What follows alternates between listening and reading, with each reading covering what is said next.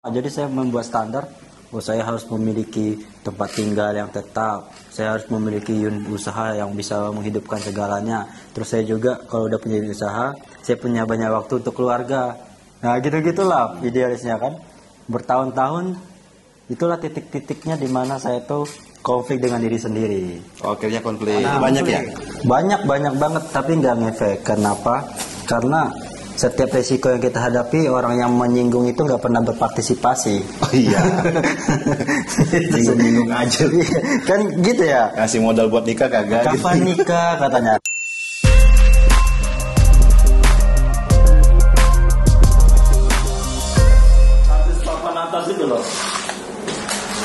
Oke guys, selamat datang kembali di episode kedua mungkin ya untuk Kansa Talk kita. Satu segmen di antara beberapa segmen di Kansa TV YouTube. Yang kali ini akan membahas tentang apa ya? Oh ya, kita kan di penghujung tahun 2023 nih. Kita berada di penghujung tahun 2023. Nah biasanya 2022. Iya. Penghujung loh. Oh iya, salah. Gak usah dikat lah ya. Gak usah. Kita berada di penghujung tahun 2022. Nah biasanya menjelang tahun baru itu orang-orang sering membuat resolusi, rencana-rencana atau gagasan yang ini harusnya dicapai di tahun depan. Yang kemarin-kemarin gak tercapai seharusnya bisa dicapai. Dan kira-kira apa evaluasinya untuk kita tetap berusaha untuk mencapai target-target kita, goals kita di tahun yang akan datang. Nah, untuk kali ini narasumber saya adalah salah satu. Saya nggak punya resolusi kok. Ada yang ketakutan untuk di interview itu orangnya. Enggak, beneran. Saya nggak pernah. Nah, ini salah satu pengajar kita di Kansa. Beliau ini baru saja mendapatkan atau mencapai goal terbesarnya di Ini sertifikat anak-anak. Baru saja mencapai goal terbesarnya di Bagus. tahun 2022. Ini kok bagus. Yaitu menikah. Menikahnya dengan siapa? Ya nanti kita tahu juga lah. Oke. Udah mulai.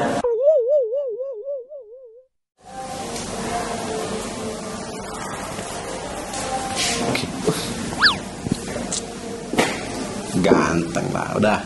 Ngapain lagi, udah laku juga. Nah beliau ini baru saja menikah tahun 2022 di bulan berapa kemarin ya? Bulan Agustus tanggal 19. Nah ingat ya, saya lupa. Soalnya bukan saya nikah. Itu plan menikah di tahun 2022 di umur berapa itu NTS? Plan nikah 2022. Sebetulnya tahun 2015 itu tuh udah bikin plan untuk menikah, tapi tahunnya itu tahun 2020. Oh berarti. Nah begitu pas 2 tahun. Nah kebetulan pas tahun 2020 tuh aku ngebuka buku catatan tahun 2015 kan. Ternyata situ detail, karena dulu kan kita pernah diajarkan untuk membuat sebuah mimpi itu harus detail. Jadi udah bikin tuh lokasinya, kostumnya. Cuma satu aja yang saya nggak taruh di situ adalah nama pasangannya. Nah dan itu tuh ternyata menjadi sebuah prinsip. Jadi saya nggak pernah menargetkan dengan siapa saya menikah, tapi saya selalu mengejar kapan dan bagaimana gitu, Om Dit. Nah kebetulan tahun 2020 itu ngedapetin. Nah disitulah baru ngepost diri tuh. Oh tahun 2021 lah. Nah setelah 2020 itu ngelihat catatan itu, saya langsung mundur setahun. 2021 lah push nih, 2021 berusaha ternyata nggak jadi, tahun 2022 yang ternyata terrealisasi. Oh gitu. Jadi ternyata bukan ini di luar dari dorongan orang-orang, singgungan, sindiran dan lain sebagainya. Nggak ngefek kalau itu. Nggak ngefek. Ya, Padahal banyak ya. Banyak banget tapi nggak ngefek. Kenapa? Karena setiap resiko yang kita hadapi, orang yang menyinggung itu nggak pernah berpartisipasi. Oh iya. Nyinggung-nyinggung aja. Kan gitu ya. Kasih modal buat nikah kagak. Kapan nikah katanya. Terus pas yang nikahnya pening, itulah saya udah bilang kalau belum siap jangan. Dia berani victim. Itu fenomena sudah lama sering terjadi dan korbannya lumayan banyak. Salah satu yang di belakang kamera gitu. Ya, jadi plan menikah ternyata sudah dicatatkan, sudah ditargetkan, hanya saja missing details. Orangnya siapa, gitu ya. Bukan missing sih, malah memang itu menghindari rasa sakit hati. Gitu. Karena orang-orang zaman sekarang ini terlalu berharap sama objek dengan siapanya gitu loh. Tapi dia mengabaikan persiapan yang lainnya, baik itu kematangan diri dan lain-lain lah. Jadi dia maunya bahwa saya sedang berpasangan sama Bunda Rahmi, ya kan? Saya maunya sama Bunda Rahmi nih, karena sosok Bunda Rahmi ini lah yang memotivasi. Assalamualaikum warahmatullahi wabarakatuh.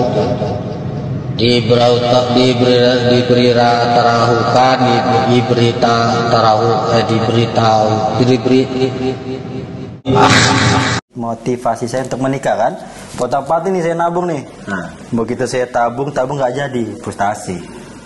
karena fokusnya pada satu objek Satu ini. objek itu, tidak dengan yang lainnya. Di objek kan. Ya maksudnya terlalu tertuju pada satu orang, akhirnya karena ketiadaan satu orang ini, Ya. semua plan gagal lah gitu. Ya, Berarti harus ada dinamisme di dalamnya. Dinamisme. Jadi kalau menikah itu ya memang kitanya yang membutuhkan, bukan karena kitanya mau mendapatkan sesuatu. Iya. Itu aja sih. Terus perjuangan pahit manisnya itu, anggaplah kita sudah berada di posisi di waktu ente sudah menemukan calonnya, dan calonnya ini bagaimana? Apakah welcome-nya memang harus langsung menikah sesuai dengan plan yang ente punya sejak lama, atau jalanin aja? Aduh. Atau gimana? Kok ini panjang ngomongin dinamika itu. Ini waktunya berdurasi berapa lama? Bebas, waktunya di Kansatok bebas. Aduh, tapi singkatnya itu pernah di posisi pengen taruh, pernah juga di posisi berpikir bahwasanya lelaki itu ilmunya harus lebih tinggi daripada wanita. Pernah juga di posisi lelaki itu harus memiliki ekonomi yang lebih tinggi dari wanita. Pernah juga di posisi lelaki itu adalah pemimpin yang harus memimpin si wanita. Pernah di posisi itu semua dalam perjalanan mencari sosok. Nah, tapi dalam perjalanan itu bertukar-tukar tuh, nggak langsung satu waktu. Jadi awal mulanya tuh laki-laki ini kan pemimpin, harus ilmunya lebih tinggi nih, udah fokus cari ilmu. Oh, laki-laki ini finansialnya harus tinggi nih, harus cari finansial gitu kan. Ternyata salah, laki-laki ini harus pemimpin nih, belajar kepemimpinan, salah juga. Ternyata ending-endingnya terakhir ya belajar komunikasi. Ternyata letak titiknya itu di komunikasi doang. Oke, tapi di titik paling menentukannya itu di mana? Artinya gini, kita kan di posisi sedang bimbang akan keberadaan diri, kemampuan diri. Dianggapnya saya ini belum bisa lah, kayaknya lebih dari atau di atas dari perempuan, sebagaimana harapan orang pada umumnya atau pandangan orang pada umumnya di waktu itu. Nah, menemukan komunikasi ini sebagai kunci pembukanya itu di titik mana, di area mana sebenarnya? Kalau saya agak terbalik dengan yang lain. Kalau yang lain itu kan pandangan umum dijadikan standar diri. Ya, Kalau saya tuh lebih ke standar saya yang lebih tinggi. Punya idealisme sendiri. Iya, jadi saya melihat kawan-kawan gitu kan. Ada yang setelah menikah problemnya ABC gitu kan. Ya itu rumah lah, entah itu finansial lah, entah itu apalah, banyak hal. Nah, jadi saya mempersiapkan itu semua. Jadi saya membuat standar. Saya harus memiliki tempat tinggal yang tetap. Saya harus memiliki unit usaha yang bisa menghidupkan segalanya. Terus saya juga kalau udah punya unit usaha, saya punya banyak waktu untuk keluarga. Nah, gitu-gitulah idealisnya kan. Bertahun-tahun itulah titik-titiknya di mana saya tuh konflik dengan diri sendiri. Akhirnya konflik. Itulah akhirnya mencari itu. Ternyata efeknya itu buruk. Nah, begitu kita mengejar idealisnya kita mengabaikan pasangan. Sosok pasangan ini ternyata jadi hilang. Ya, ternyata efeknya itu membuat kita tuh kurang menghargai dia. Keberadaan dia itu kita kurang menghargai. Kenapa? Karena dalam pikiran kita yang berjuang untuk menggapai idealis kita. Tidak ada campur tangannya dia. Oh, situ saya salah, di situ saya ngerem, udah berubah lah langsung. Barulah muncul yang ekonomi dulu, ilmunya dulu, ini terakhir komunikasi. Gitu. Jadi standar-standar yang sebelumnya kecapai nggak? Yang ekonomi, yang pekerjaan, yang jaminan setelah menikah sudah bisa begini dan begitu, itu kecapai nggak? Itu lebih ke minimalis. Oh enggak, kalau untuk pas menikahnya enggak, saya malah menukar. Jadi kayak rumah itu saya malah berjuangnya bukan untuk setelah menikah nih, tapi saya mau bikin ibu saya rumah lah, nah gitu. Langsung jadi rumah.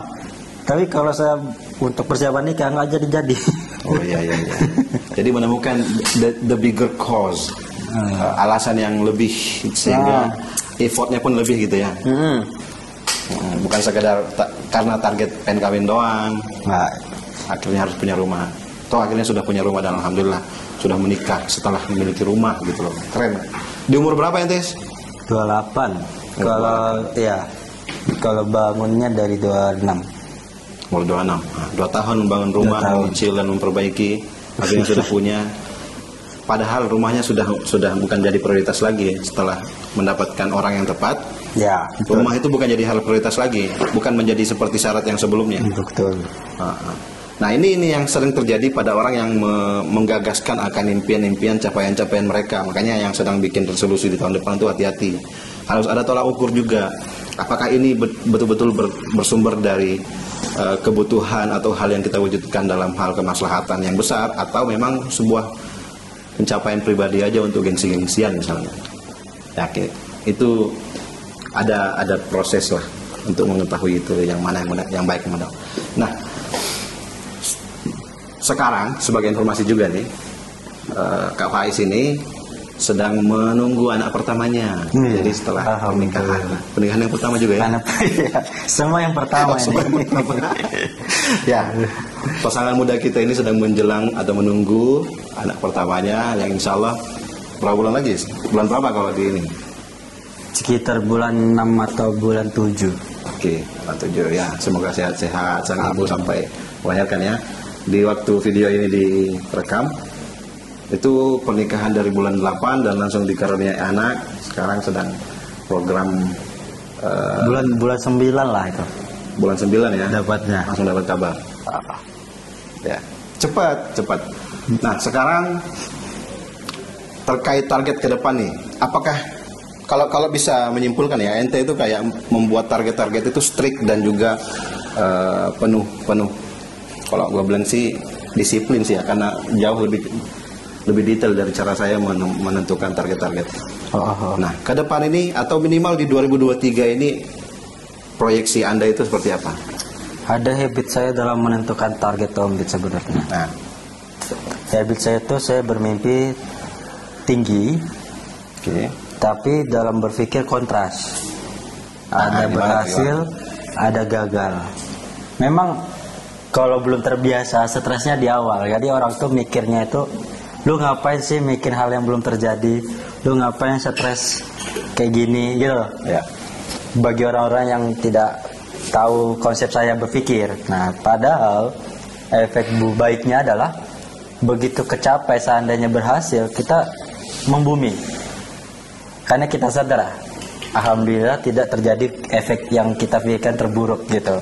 Nah, dan jika pun terburuk terjadi, gagal, kita terus berpikir, oh saya udah prediksi, saya udah siap.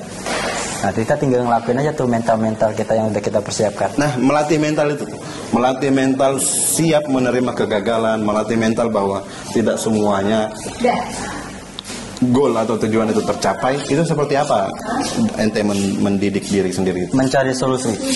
Mencari solusi. Ya, jadi contoh saya sebelum menikah, oh seandainya saya gagal sama si A, bagaimana? Ya udah saya cari yang lain. Kriteria bagaimana? Nah, itu terlalu sulit lah karena objeknya manusia. Objeknya cita-cita lah. Oke. Objeknya manusia langsung menebar pikiran saya.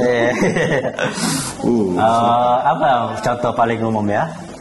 Target lah benda atau misalnya pengen kendaraan di tahun depan, sudah nyiapin beberapa tabungan dari sekarang. Nah, kendaraan usaha ya. Usaha aja ya. Kita ingin membuat sebuah lembaga. Oke. Lembaganya itu pendidikan. Di saat kita membuka pendidikan itu, kita ada dua pemikiran tuh. Untuk membawa jadi motivasi itu pasti pertama kita melihat anak kita. Itu paling umum tuh orang-orang bikin dunia pendidikan itu rata-rata berpatokan sama anaknya. Ini anak saya harus mendapatkan pendidikan yang layak dan saya akan menciptakan. Itu hal baik tuh Mas itu. Habis itu membuka lapangan pekerjaan, kualitas yang tinggi dan lain-lain lah. Ada kontrasnya. Nah, kontrasnya itu saya berpikirnya satu, tidak jadi membuat lembaga pendidikan itu. Yang kedua, jika lembaga pendidikan itu membuat tragedi apa yang akan saya hadapi?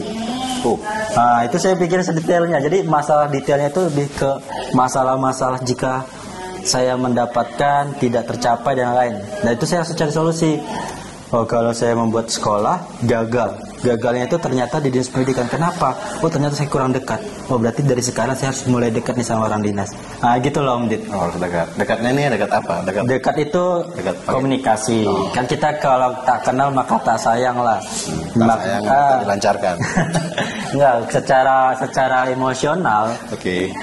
Kita pernah ketemu dan tidak pernah ketemu dengan orang lain, itu kita pasti memprioritaskan yang sudah bertemu.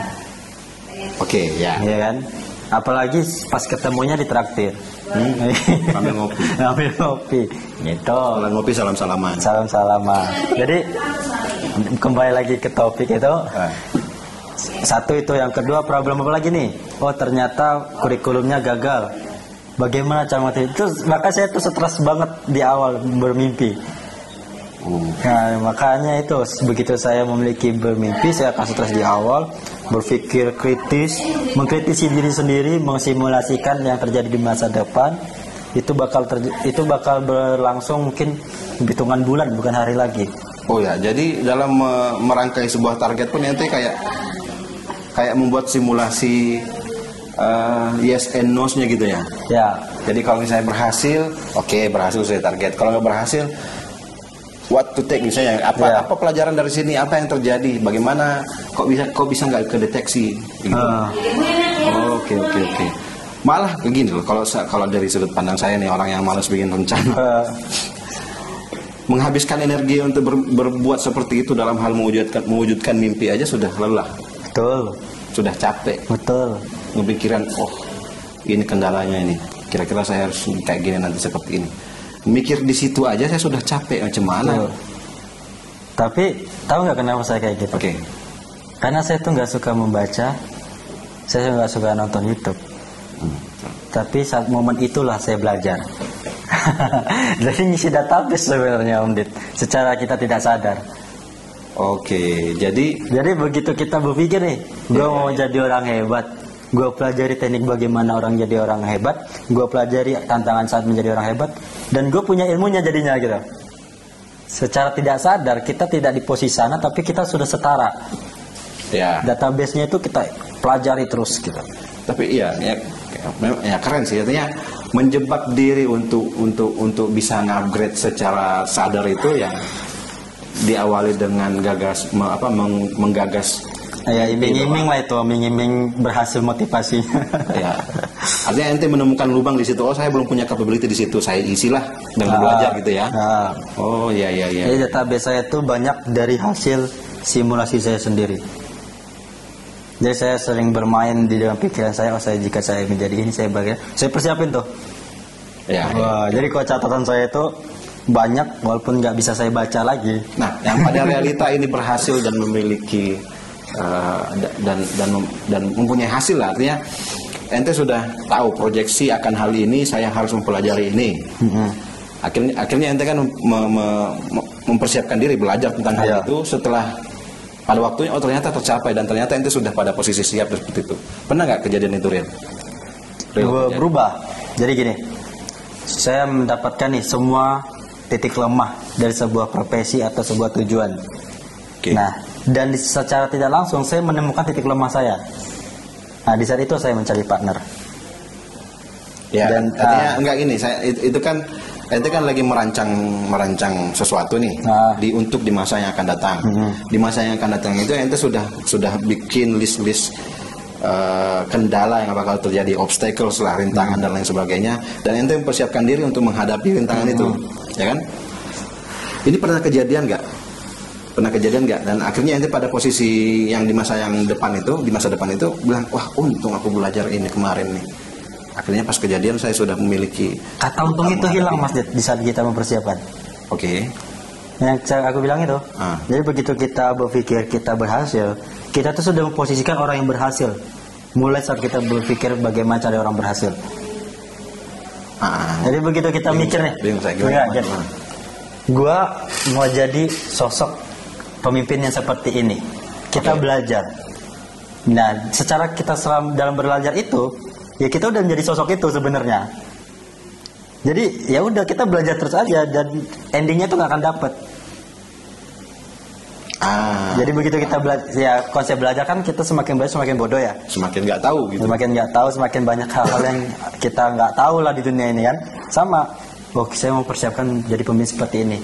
Begitu kita pelajari dari awal, begini, ternyata kurang ideal nih seperti ini. Ternyata saya belum seperti ini, gitu terus saya. Tapi orang yang menilai, biasanya orang menilai, iya kamu udah kayak gitu. Tapi dalam konsep kita sejak awal, target kita seperti ini, dan begitu dalam perjalanan kita semakin berkembang pemikirannya, ya kita nggak berhenti belajar gitu aja terus. Oke, ya. Jadi istilah I come ready. Saya datang dengan sudah persiapan nih. Dengan persiapan itu dalam artian saya sudah belajar, saya sudah mempersiapkan, saya sudah meneliti bahwa ini yang akan terjadi. Ente di posisi itu sudah kejadian, ente nggak merasa puas, ente nggak merasa untung saya belajar, nggak, saya nggak bilang untung. Jadi saat saya terjadi seperti itu, tetap ya mungkin karena proyeksi saya tuh berpikirnya mencari yang kesalahan saya dulu nih. Kenapa? Pasti kan setiap kali keberhasilan ada yang missing. Ya. Nah, saya mesti dong 100% plek seperti saya tengok yang missing dulu. Karena keberhasilan saya tuh saya nggak ngelihat dari diri saya. Karena saya selalu memberikan alasan untuk apa saya berhasil. Contoh, ya saya bilang tadi kalau saya membuka lembaga pendidikan, yang saya lihat tuh kualitas anak saya. Karena tujuan saya bangun pendidikan adalah anak. Bukan saya yang memiliki gitu. Kayak manapun saya berhasil membangunnya, tapi kalau anak saya kualitasnya buruk, berarti saya masih ada error ya. Tadi di kurikulum atau di pengajar. Nah, gitu aja sih mungkin. Tapi kan biasa kan ada orang bikin bangun lembaga untuk meningkatkan kualitas hidup yang punya lembaga. Ada itu. Beda halnya dengan di Kansa. Di Kansa ada belajar hampir gratis. Kita nggak bilang gratis, hampir gratis karena masih ada yang dikeluarin. Tapi 100% yang teman-teman keluarin itu hanyalah untuk teman-teman sendiri. Dan itu akan ketahui nanti saat teman-teman atau siapapun bergabung di keluarga besar Kansa. Dan yang jadi orang dibenefitkan paling besar di Kansa itu ya para pelajarnya sendiri, karena ya betul-betul kita belajar tentang kehidupan dengan pola yang berbeda, kita melihat cara orang hidup juga dengan pola yang berbeda, dan akhirnya kita membuat intisari sendiri dan menjadikan pelajaran dan berdasarkan pengalaman orang. Luar biasa. Nah, salah satunya ini teman kita, atau sekarang beliau ini adalah pengajar di semester media di Kansa Public Speaking School. Jadi salah satu jenjang yang kita harus lalui untuk mendapatkan sertifikasi public speaker dan juga hipnoterapi adalah melalui beberapa semester. Di antaranya itu ada semester media yang langsung di bawah tanggung jawab beliau. Nah, pesan nih untuk anak-anak muda, ya yang nggak muda sekalipun, tapi memiliki pesan atau resolusi di tahun yang akan datang. Mental apa yang mereka harus siapkan, dan cara mempersiapkan mental tadi itu apa saja langkah-langkah yang harus mereka lakukan. Kalau mengenai resolusi Om Dit, yang pertama itu pahami diri sendiri dulu. Memorinya penuh. Habis mati ya. Pesannya itu yang pertama, pahami diri sendiri dulu. Ya, karena dalam diri ini kan ada titik lebih, titik lemah kan. Yang kedua, pahami dulu detail resolusi kamu itu. Cari juga titik lemah, titik lebihnya. Setelah ketemu, coba cari kelebihan kita bisa menutupi resolusi ini nggak, kekurangannya. Atau mendukung yang kelebihannya. Kalau nggak, carilah partner. Itulah motivasi. Diberita tarawih, Itulah motivasi saya pertama untuk menikah. Jadi ini resolusi menikah dong. Dan bagi para jomblo-jomblo ini banyak pelajaran dari sini. Tapi ini berlaku untuk Jomblo-jombloan. segalanya, semuanya. Karena kita terlalu mengepus diri kita untuk mencapai segala hal itu sendiri. Ternyata kita tuh makhluk sosial. Dia suka lupa kita tuh makhluk sosial, maunya jadi berdiri sendiri. Padahal banyak orang-orang sekitar kita yang bisa mendukung gitu. Oh, mendukung ya kata kuncinya. Mendukung. Bukan dijadikan babu. Bukan dijadikan babu. Kalau dijadikan babu, tergantung nih. Kita sebagai babunya, apa yang kita ambil. Nah, tapi kalau kita hanya bekerja itu hanya sekedar mendapatkan gaji, ya itu salah. Tapi kalau kita dalam bekerja, ada suatu hal yang kita ingin capai. Contoh, saya ingin mempelajari bisnis ini. Saya nanti ada banyak kok pekerja yang dia itu membuka kompetitor dari bisnis yang dia selama ini bekerja, ya kan? Atau yang kedua, dia ingin mempelajari bagaimana karakter si bosnya, karena untuk menguasai karakter kepemimpinan, atau ingin menguasai manajemennya. Banyak komdit, gitu. Jadi tergantung si karyawan. Kebetulan kalau saya tuh dulu waktu SMK tuh udah berpikir saya tuh pengen banget suatu saat memiliki sebuah unit usaha yang dimana saya menguasai semuanya. Jadi saya tahu di bidang IT-nya, saya bisa di keuangannya, saya bisa di production-nya, saya bisa di marketingnya. Saya menguasai setiap ininya, setiap hal-hal yang ada di dalam komponen unit usaha itu sendiri. Nah, itulah yang membuat saya perjuangannya tuh sekolahnya tuh pindah-pindah. SMK saya akuntansi, SMK saya multimedia jaringan. Habis itu pengalaman saya juga kemana-mana karena ingin mencapai itu sebetulnya. Dan itu melekat. Jadi kalau untuk resolusi masa depan lebih ke situ sih. Kalau udah ketemu titik lebih titik kurangnya tinggal kita tutupi, titik lebihnya kita diasah lagi, titik lemahnya kita kurangi. Jika tidak mampu, cari orang yang bisa mendukung. Itu banyak kok, keluarga, teman, istri. Ini keren nih. Jadi kalau boleh saya rangkum, jadi dalam hal merumuskan sebuah resolusi itu berkaca pada diri sendiri gitu loh. Iya. Lu mampunya apa, lu nggak mampunya apa. Begitu selesai, baru berpindah pada targetnya. Iya. Targetnya ini seperti apa dan detailnya seperti apa juga gitu ya. Iya. Dan kemampuan ente mencapainya dengan perumusan di awal, dengan melihat diri tadi di awal tuh seperti apa dan selemah apa diri Anda, dan jika lemah isi kelemahan itu, isi kekosongan itu gitu ya. Dan jika memungkinkan memang ya libatkan orang lain, kolaborasi gitu ya. Karena kita bukan manusia kita adalah makhluk sosial. Makhluk sosial. Tuh pesannya tuh. Jadi para jomblo ya carilah partner supaya nggak dikira antisosial. Karena kalau sudah punya partner dalam hidup, apalagi sudah menikah, Anda sudah punya partner dalam hal apapun. Jadi nggak antisosial lagi. Dan juga bagi yang mau menambah kemampuan sosialnya berarti nikah lagi gitu ya. Nambah istri. Bisa. Oke lah kalau gitu. Better days, 'cause all I want, and I pray, I believe in the better days.